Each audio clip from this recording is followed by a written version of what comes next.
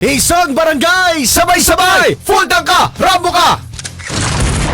Unahin natin, ito si Rihanna. Rihanna. Rihanna, pinaparambo ko po yung nangutang sa akin. 4K plus. Kung yung asawa mabait dahil di ka sinisingil ako, hindi. Naniningil na ako noong October pa.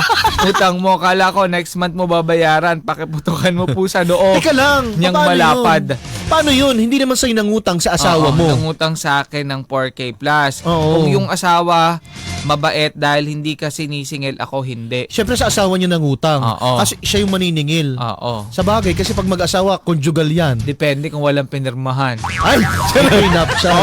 Diba? Arte nyo naman, nagpirmahan pa kayo. Kala ko Kaya mga ari-arian kayo. hatiin. Ano kasi Bea? Di ba? Wala ka namang hacienda.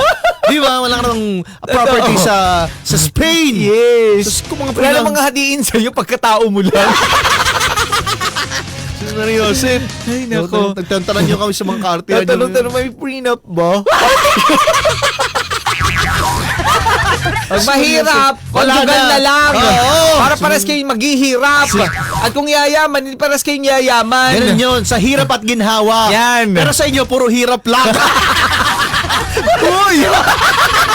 Nangutang daw sa asawa niya. Dahil Baka dyan. daw natin sa noo. Dahil dyan, Isang bansa. isang barangay, Sabay-sabay. Full tank ka. Rambo ka. Nako, ito. Paparambo natin si Christian. Paparambo niya yung katrabaho ko na si Sonny Boy. Ng bato ng chok. Uy. Palagi tinatamaan yung kasama ko sa ulo. Uy. Masakit pa naman lagi umaaray. Ang sabi, agoy. Paparambo ko lang, nanggigigil na kasi kami sa'yo, Sonny Boy, ha? Ay, grabe ka naman, Sonny Ay, Boy. grabe ka naman. Pinupuntari mo talaga yung malapad na. Sa bagay kasi pag malapad yung noo, parang daling patamaan. Ganun ka pupuntiryahin eh. Oo, eh. Sabi niya, lapad-lapad ang noo mo, ha? Kung umanda ka. Binabato, tama. Si Stella, parambo daw si Richard. Aniyaya na naman ako, inutusan ako bumili ng suka hanggang ngayon wala pa. Ito yung masaklap. Pinabili mo ng suka. Ang pagbalik, toyo. Buisit. Kasi tagal-tagal naghintay. Kaya na ano ko na yung tatay ko. Kasi ang dahil tindahan sa amin ng bata ko. Kapag nag-utos siya, na-realize ko na ba siya nagagalit. Bakit? Kasi minsan, pag inutusan niya ako, mali yung nabibili ko. Like paminta, bawang yung pala yung pinapabili niya. Kaya pala, mayroon ka na kayong sari-sari store sa bahay. Hindi. Yung pag nagluluto lang. Hindi Ngayon, nga. kaya may sari-sari. Yeah. Ang slow naman. Ayun, gutom na nga. Kaya pala yung tatay wala kang galit sa'yo. Kasi slow.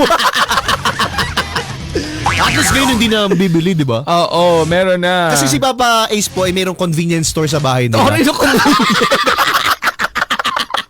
Ano ka ba? Ang kinikilala, 500 a day. Ay, naku, grabe. Hindi mo masasabing business eh. 500 na day. Yung mga sumunod na araw, logi na. Kasi lahat po doon kinukuha ng pamilya namin. Hindi ko po alam. May ganun pala yung tindahan, no? Akala ko dati pang pinindahan ka, makakaluwag-luwag ka. Hindi ko alam. Parang malaki lang na sari-sari store namin. Tapos? Kami lang din yung Saklap. Dahil dyan! Isang bansa. Isang barangay! Sabay-sabay. Full tank kayo. Rambo kayo.